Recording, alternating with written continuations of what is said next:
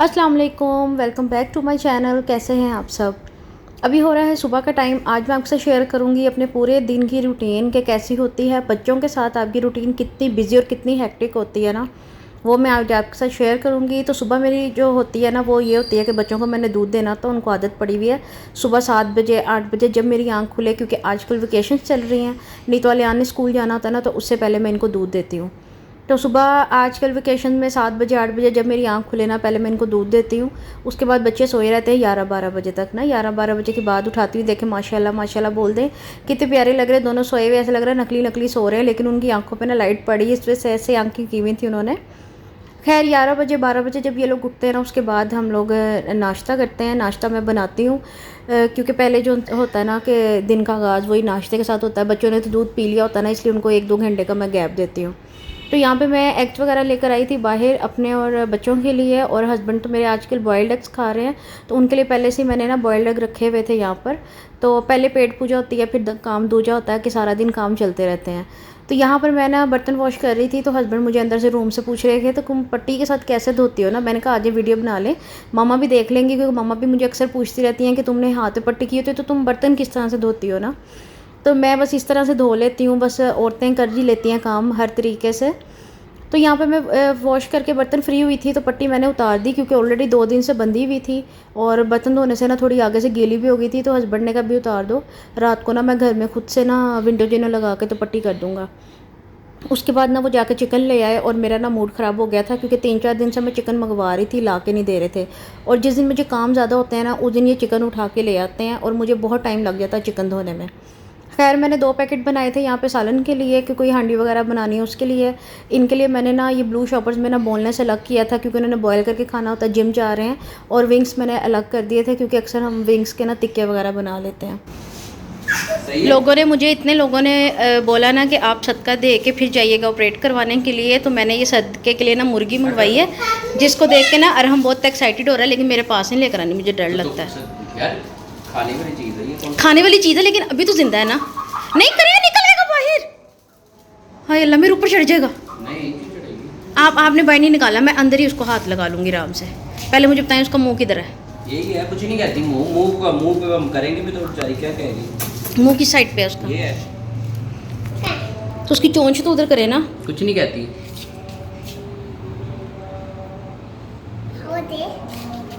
पक्की बात है। हाय आप उसके मुंह को पकड़ के रखें, मैं फिर हाथ लगाती हूँ।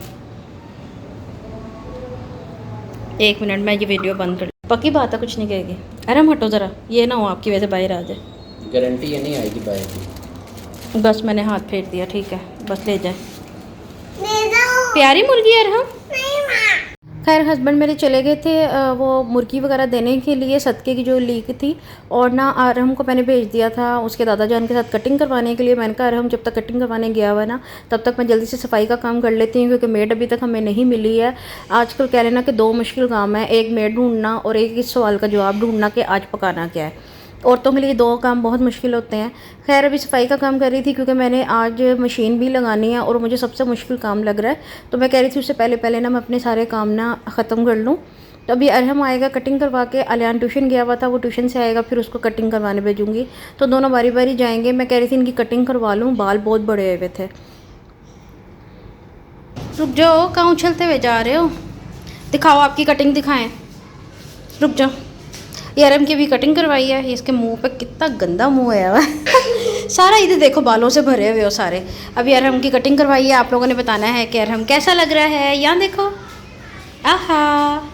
चलिए अरहम को हमने लाने लेकर जा रहे हैं अभी, ठीक है। नहा के प्यारा काका बन जाएगा। मामा ने आपके कपड़े निकाल लिए हैं, तो अभी अरहम जा रहा है नहाने के लिए। तो अभी नहा कर फिर आपको दिखाते हैं। तो अभी मैं घर के कामों से फ्री हुई थी, तो मैंने सोचा मैं ना वॉशिंग मशीन लगा लूँ। तो बस अभी कपड़े धोने जा रहे हैं, क्योंकि मेड है नहीं, और ये काम भी फिर खुद ही करने हैं। तो ये देखें टोकरी भर के कपड़े जमा हुए हैं। तो यहाँ पर ये कपड़े रख लिए हैं, और ये सरफ का पैकेट। तो बस अभी ऊपर जा रहे हैं, ऊपर जाके मशीन लगाएंगे, कपड़े धोएंगे, उसके बाद बाकी का घर का काम देखेंगे कि और क्या क्या करना है। बहुत सारे काम पड़े हुए हैं पेंडिंग, और वो मैंने ख़त्म करने हैं जल्दी। कल तक इंशाल्लाह अगर बारिश ना हुई तो कपड़े सूख जाएंगे, फिर उनको समेटेंगे। तो फिर उसके बाद देखेंगे और कौन कौन से काम करने हैं। काम तो खैर ख़त्म ही नहीं होते सारे दिन के। अब मसला ये है कि इस टोकरी को उठा के ऊपर कैसे लेके जाना है। चलें कोशिश करते हैं, अल्लाह मदद करेगा। ऊपर आई हूँ वॉशिंग मशीन लगाने के लिए और यकीन करें कमरों के अंदर घुटना में ऐसा लगता है गर्मी बहुत है, हब्स बहुत है। लेकिन आप बाहर निकलें, बादल आए हुए हैं, ऊपर इतनी अच्छी हवा चल रही है ना कि ऊपर गर्मी नहीं लग रही, नीचे बस कमरों में घुटन होती है। तो मैंने कहा चलो सुकून है यहाँ पर ना, शुक्र है कि मैं ना आराम से वॉशिंग मशीन लगा लूँगी। तो अभी बस कपड़े धोने लगी हूँ, तो देखते हैं लेट्स सी कब तक इस काम से मैं फ्री होती हूँ। बस ये कोई काम करने बैठो ना तो कोई ना कोई मसला बन जाता है। अभी हस्बैंड मेरे घर नहीं है और वॉशिंग मशीन में से पानी नहीं निकल रहा। काम वाली छोड़ गई है काम, और बदतमीज़ ने हमें बताया भी नहीं कि ये बाजी ये मसला हो गया वॉशिंग मशीन में। मैंने एक दफ़ा देखा था अपने हस्बैंड को ये करते हुए कि पानी किस तरीके से निकलता है, तो मैंने सोचा आज खुद ही जुगाड़ लगा के देखूँ, क्या पता मुझसे भी हो ही जाए। तो अल्लाह बेहतर जानता है, अब देखते हैं होता है कि नहीं होता। अब मशीन तो खुल गई है। अब मैंने अपने हस्बैंड को देखा तो था, यहाँ तो ये वाली तार थी या ये वाली तार थी। अब किसको खींचना ये मुझे नहीं पता। मैं कह रही हूँ काम ख़राब ना हो जाए, मेरे पास बैलेंस भी नहीं है, मैं इनको कॉल भी नहीं कर सकती। चलें ट्राई करते हैं, देखते हैं क्या बनता है। वाह देखें मैं कामयाब हो गई हूँ। ये देखें, ये मैंने पानी तार खींची और ये देखें पाइप में से पानी निकलना शुरू हो गया।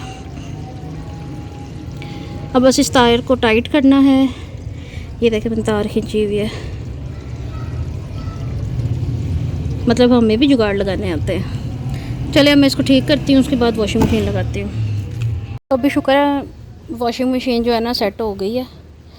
तो अब बस कपड़े डालने हैं और उसके बाद घंटा तो लग ही जाएगा, घंटे से ऊपर ही कपड़े धोने में लग जाता है। वॉशिंग मशीन मेरी ऐसी होगी छत पे पड़ी पड़ी जैसे सदियों पुरानी है। खैर पहले जो राउंड होता है उसमें मैं हमेशा टॉवल्स डालती हूँ क्योंकि पानी साफ़ होता है, और पहले राउंड में मेरे ख्याल से डालने चाहिए, बाकी में फिर हम लोग कपड़े वॉश करते हैं। अभी मैं कपड़े वगैरह सारे धो लूँ तो उसके बाद जो खाना शाना बनाना है वो जब बनाएंगे तो फिर आप लोगों से डिस्कस करेंगे। वो भी कपड़े तो धुल गए हैं लेकिन इतनी मुश्किल से धुले हैं ना कि आपकी सोच है, बस मेड के हाथ जब आप छोड़ते हैं ना चीज़ें तो ऐसे काम ख़राब होते हैं। एक तो मसला ये हुआ है हवा बहुत ज़्यादा चल रही है, कपड़े बार बार गिर रहे हैं, वो उठा के डालने पड़े हैं। दूसरा मसला ये हुआ है कि ना वॉशिंग मशीन ने बहुत तंग किया, लाइट भी चलेगी बीच में। फिर जी आपको दिखाया था वॉशिंग मशीन ख़राब हो रही थी। फिर उसके बाद ये हुआ कि अब स्पिनर बंद हो गया, स्पिनर भी नहीं चला। अब मैंने ऐसे ही डाल दी हैं, हस्बैंड मेरे घर नहीं है, नहीं तो वो ठीक कर देते। बहरहाल बहुत मुश्किलें कर के मैंने बड़ी मुश्किल से कपड़े धो ही लिए हैं और अब हम जा रहे हैं नीचे। तो वॉशिंग मशीन के साथ दिमाग खपा के मैं नीचे आई थी, बहुत मुश्किलों से कपड़े धुले लेकिन धुल गए। वो जो काम मुझे सुबह से सबसे ज़्यादा मुश्किल लग रहा था ना, उतनी ही मुसीबतें आई हैं उसको करने में। खैर मुझे भूख का एहसास हुआ तो मुझे याद आया कि आज तो मैंने अभी तक खाना बनाया ही नहीं है। हस्बैंड सुबह कॉलेज जाने से पहले ना मुझे दाल चावल लेकर दे गए थे क्योंकि उनका दिल कर रहा था आज दाल चावल खाने को, तो वो रख गए थे यहाँ पर और मैं किचन काउंटर पर रख के ना भूल गई हुई थी। तो अब आज नीचे आई हूँ कपड़े धो के, तो मुझे एकदम से भूख ऐसे लगने शुरू हुई। तो मैंने कहा लो जी खाना तो बना कोई नहीं, तो मैंने सोचा जल्दी से मैं दाल चढ़ा देती हूँ, दाल चावल जल्दी से बन जाएंगे तो उसके बाद फिर मैं खाना खा लूँगी। तो यहाँ पे मैंने दाल चढ़ा दी है। हस्बैंड तो मेरे कह कर गए थे कि मैं लेट आऊँगा, अब वो कब तक आएंगे, लेकिन मैं तो भूखी नहीं बैठ सकती इतनी लेट। तो मैंने कहा मैं बना कर ना तो खा लूँ। आज तड़का लगाते हुए ना मुझे गोल लाल मिर्चें बहुत याद आई हैं क्योंकि वो मुझे बहुत पसंद है तड़के में। अब ख़त्म हुई हुई थी और मुझे हो रहा था कि खाना बन जाए, अब गोली मारो मिर्चों को, भूख इतनी शदीद लग रही थी ना।